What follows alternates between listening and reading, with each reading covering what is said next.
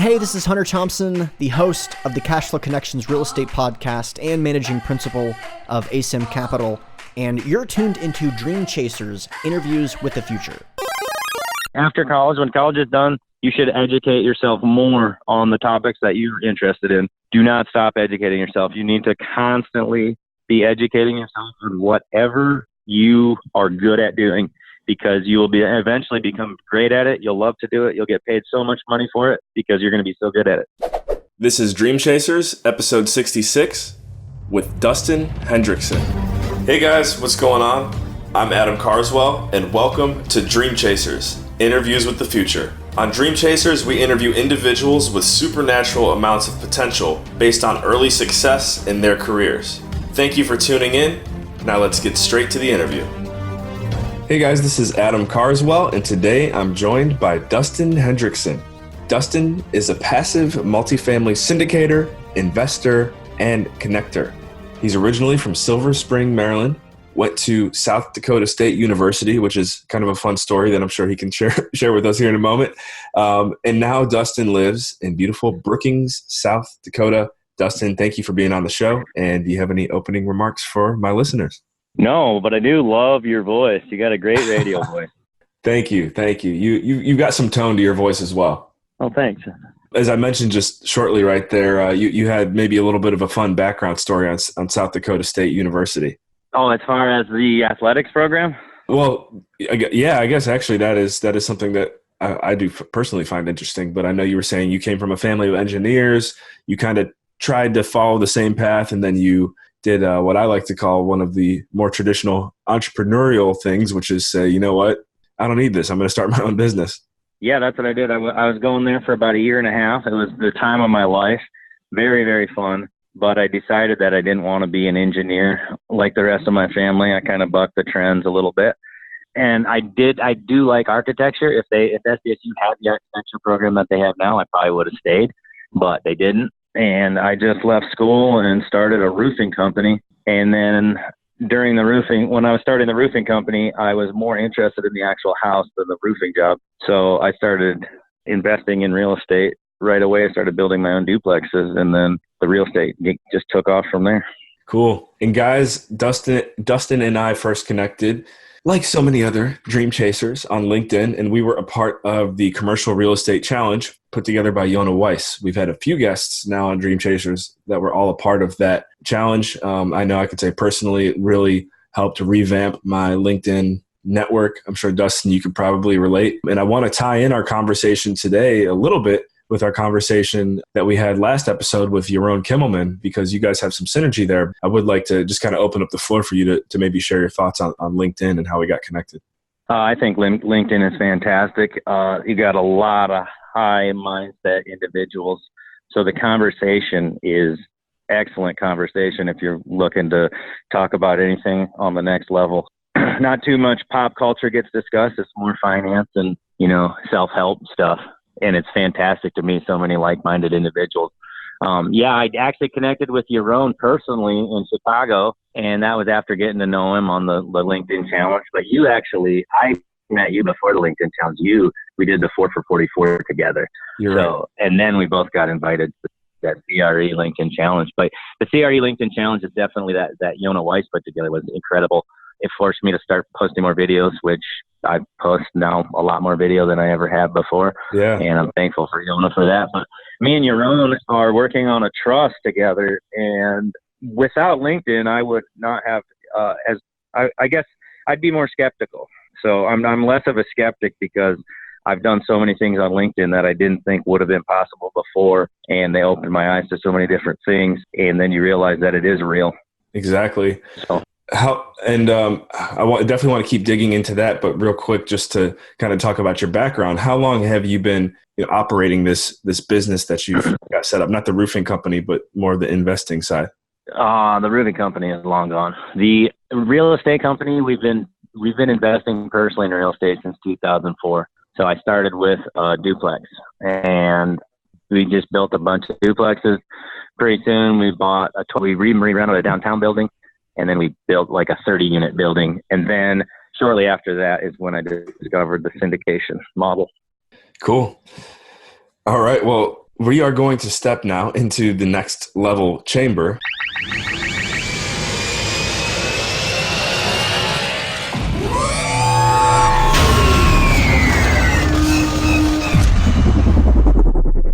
When did you realize, Dusten, that getting into this multifamily investing space was something that you wanted to take to the next level?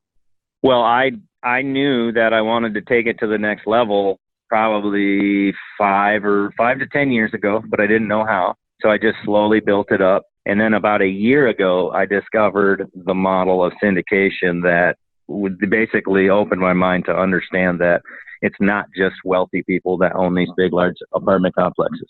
And for the most part, it's not. It's mainly groups of people that own them, or institutional investors that own them. So I used to just think it was wealthy families that own these big, massive apartment complexes. And that's actually far from the truth. Yeah. And touching on syndication there, for those of my listeners who don't know what syndication is, could you explain it for us? You basically get a group of people and you purchase an asset, and you have to have, on the syndication model, well, to get agency financing anyways, there's all kinds of different financing, but usually the most popular one is the agency financing, where you get it through Fannie Mae or Freddie Mac, and you have to have enough people in your group with enough net worth to cover the value of the loan, and then also enough liquidity, 10% liquidity of the value of the loan. And you basically get an underwriter, you get an insurance guy, you get a lawyer, and then you've got to bring in the two main things. So you need deal flow, and then you need equity capital. It seems like it's very, very simple to get debt from the banks. It's easier to get hooked up with all of your partners that you need, because they're willing to do the job to be on the deal. The lawyers and CPAs and stuff still get paid, but you can find all these partners fairly easy. But the hard part is finding a deal, finding the capital. So a syndication is basically a group of people that go in and purchase the asset versus trying to do it on your own net worth, your own liquidity. And if you do it on your own net worth, your own liquidity, it's just so slow. You run out of money, you run out of net worth to guarantee everything with. So the Fannie Freddie, or the agency financing allows you to take it off your books. Basically, it's non-recourse. So it's not on your book. Now you can go to the next deal as soon as you close that deal.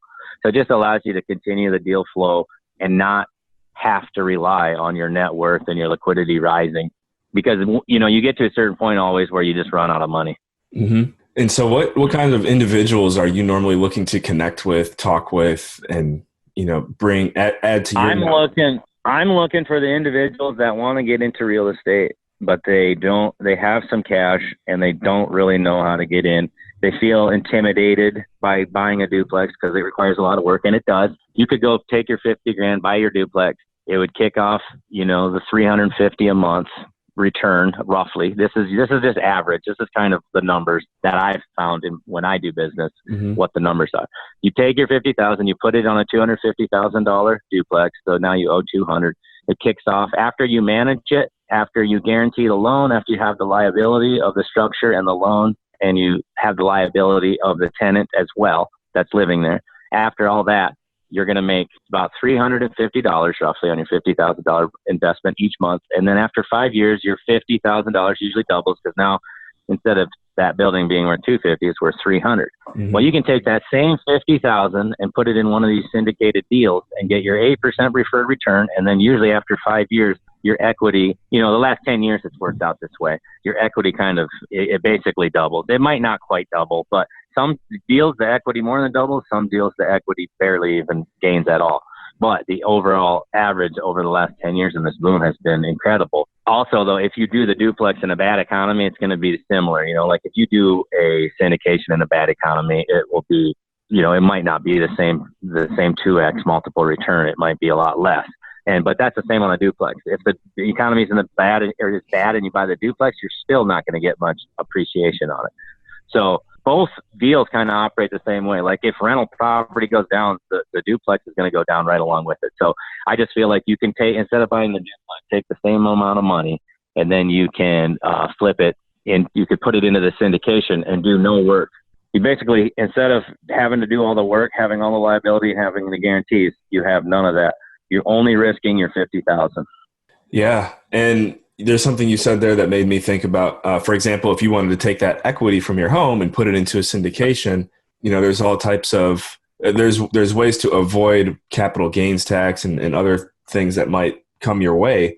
I'm thinking now, because you're working with Yaron, who we just had on last episode, there's probably some more opportunities for you to defer taxes now based on what he was explaining to us last episode. I mean, what kind of advantages do you feel like you have now working with him that you didn't have before? Now I don't have to worry as much about how I'm going to get rid of the tax liability on every venture. Now, it's doable. You can defer, but it's a lot more work. Like with a 1031, sometimes you might be forced to buy something you don't want to buy because you only have 180 days and it gets really tight. There's all these rules you have to stick by. You get set up with the trust, and now you eliminate almost all of that. Okay. And I mean, do you have a good grasp of how that's eliminated through the trust? Yeah, the trust operates as an entity, its own entity with its own EIN number. You convey all your assets into the trust, and then the trust pays you. So everything just stays in the trust. You control the trust. You own nothing. So therefore, if someone does have a slip and fall at one of your units, they can't really get much more than what the unit is insured for. Like, you just can't. It's really hard to go through a trust and get assets that are in the trust. Plus, it sets me up for my kids now. I can set them up. So if something happens to me, I don't have, they'll be set up even better because I can put tighter strings on the money. Like, in my opinion, you never give an 18-year-old a bunch of money. So you wait till, they've made their own way a little bit, and then you bestow on them some wealth. Yeah. Talking about your kids now, because that's, an area of my life that I'm single and 28. So no kids in the near future, but definitely something I'm looking forward to. How has having kids just changed your life outlook? It definitely makes you think about generational wealth, and I don't know, it just makes you look more maybe toward the future, maybe securing their future a little more if you can set them up with some knowledge, some education. The education, in my opinion, is the most important. I didn't really receive any financial education when I was growing up because it's just, that taboo thing. Right. Don't talk about money. My parents really didn't know anything about money. They didn't know, they're good. I mean, they're fine. They do well for themselves. But as far as generational wealth goes, by the time they're done living their life, they won't really have anything to pass off. Yeah. Well, what would you say are some of the positives that you've experienced through what you do as an investor? And then what have been some of the downsides? The positives as an investor, man, the most positive is when you develop a really cool piece of property on an existing site that was awful, and the entire community tells you how much they like it and how much they enjoy going there. Everyone likes to be appreciated, and when you are appreciated, it really touches you. But for me, it does anyway. Some of the disappointments, the biggest negative I've ever had with investing is, when the cash flow gets kind of tight, and then that type of stressor is, I don't really enjoy that stressor of trying to figure out how to make more money. I can do it, but it's like one of the least favorite things I do, and I can feel. When you have to worry about the money at certain points, I can feel that it's kind of a drain on me a little bit. And so that's one more reason why I'm more interested in passive cash flow than I was before. And within the sector also, I'm just thinking about it. Who do you kind of look up to within the real estate investing space? Who you're like, man, I kind of want my business or my life to emulate this person? Oh man, this is actually a really bad question for me because I always want to be. I always think that I'm on top of the world, nice. And I know that there's a lot of other people that are way better than me at certain things, but I never really see anyone and say, "Man, I wish I was that person." I do say, "Man, I wish I had that trait." But like Neil Bawa, he is an absolute genius at some of the stuff that he does. But I am just so much the other person that it's not even possible for me to be able to get to his level on that kind of stuff. So I know that it's never going to happen for me. So what would I rather do? I'd rather just partner with that guy, rather partner with Neil Bawa. I like, there's a lot of people in the space that I like. Most of them happen to be on LinkedIn, but Omar Khan is one. Mm-hmm. Yona Weiss is not really he's more of a tax guy, but I like the influence that he's had on me. he's introduced me to the Jewish community that I'm really thankful for, because they have a base of knowledge that is unparalleled to any other culture that I've associated with. Yeah. So I'm really blessed to be communicating with those guys. Omar Khan, I really like Omar Khan. He's one of the first guys that I was able to reach out to, and he said that he would definitely mentor me and help me with this or that. Ellie Perlman, one of her deals that I'm on with, she's like, that's my favorite deal that I've done so far. The deal that she did in Jacksonville. Okay. Let's see. I don't know, man. There's so many. LinkedIn's such a positive space. So, yeah. And then, Jake and Gino, the reason why I got into this in the first place, because someone dragged me to a Jake and Gino convention. Jake and Gino convention in Nashville. That was amazing. And that basically flipped my whole mindset. I met Brad Sumrock, and he's the one that kind of increased my mindset to a whole nother level. That he basically said, yeah, read these books. And so there's a few books he told me to read, and I read those. And basically, I don't know, it started about 2 years ago, just gathering knowledge, and kind of everything snowballed. And I kind of think I met some people at the right time, and they said some stuff to me that normally just goes over your head. I know that, you see all those motivational posters and with the one-liners, and you think it's a bunch of crap when you're in school. But that stuff, like once you get a different mindset, you actually understand that stuff is super real. Yeah. And like anything's really possible. Anything you want to do is really possible. You just have to do it. Yeah. And to me, it sounds really impressive from what it sounds like, what you've been able to accomplish within the past 2 years. Well, it's not I'm so set up because I know so much about real estate as far as the base model, the bones, the structure, the systems, the heating systems, cooling.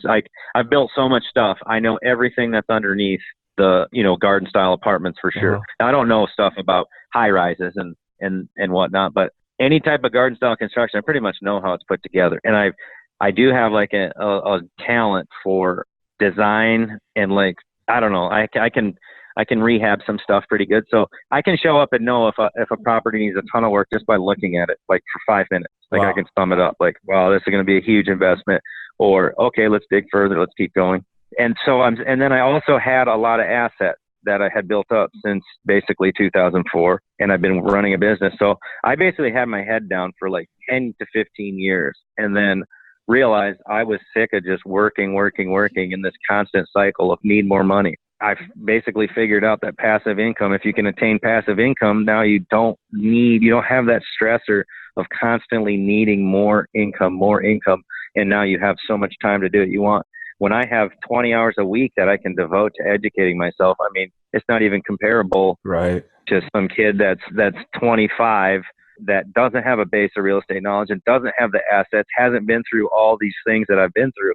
So I really was super educated, but I just had no knowledge of sophistication. There we go. So, and then I also love to learn, and I'm like soak up stuff. I'm like a sponge in the areas that I like.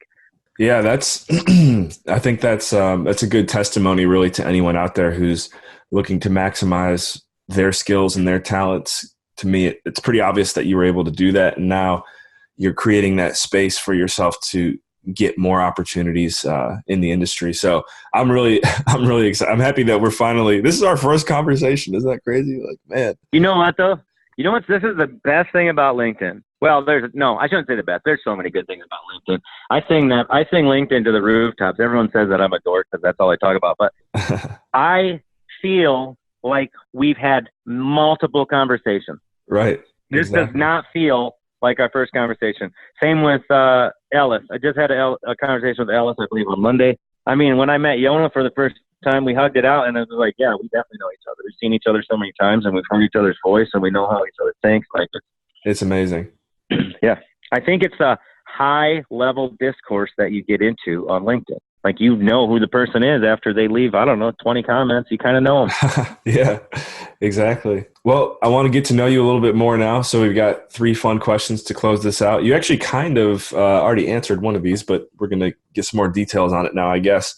The first one is, what is your favorite thing about Brookings, South Dakota? Second one is, what is your favorite part about being an entrepreneur? And the third question is, what was your favorite deal? But you mentioned what it was, so I guess I should say, why was that your favorite deal? Okay, I might have to have you reiterate. Yeah, we'll go back. So, favorite part about Brookings is the culture of the city. Like, it's a little bit more of a liberal city. Not saying like the rules are liberal. It's not liberal. It's just more liberal as it's artsy. So you have a lot of educated people there, and you have a lot of activities going on there because the infrastructure is so good. We have an amazing football stadium. They're rebuilding the basketball stadium, and they bring in these camps. Like, I was on a bike ride yesterday through the campus, and these young kids were just getting done with a football camp. They were probably 15, 16. They're playing on the facilities at SDSU. It's like an amazing opportunity for them. And, just like, hey, what's up, guys? You guys have fun today? And then you could tell they're just beat. But that kind of stuff, that kind of stuff happens all the time. And then, like, if we go to the Final Four or whatever, not the Final Four, just getting in the tournament is like a huge deal. Right. So the whole town, like, when something's going on, the whole town is buzzing. And then it's just there's a lot of community engagement. The second question, what was that? Favorite part about being an entrepreneur? Favorite part about being an entrepreneur is that I almost never. There's sometimes, like, digging that dirt on that video when I was doing the dirt, I regretted going there so much. Like, I was there for like half the time I was supposed to be because I didn't want to go. But I get to make my own schedule. Like, I get to do what I want all the time. Like, every single vacation is technically a work vacation because we're going we go to Chicago, go to this summit, hang out, meet all these people, and then we're hanging out in Chicago at night, walking the streets, checking out all this stuff. And so I get to go to all these sweet cities just for this real estate stuff. There's just so much freedom involved. Mm-hmm. And that's one more thing for the passive income. It's just one more step towards more freedom. Absolutely. I love that. What was your favorite part about that deal that you mentioned in Jacksonville? Oh, the deal in Jacksonville for Ellie? Okay. The best thing about it was that it's fully occupied. I think there might be, like, I don't know, one or two tenants.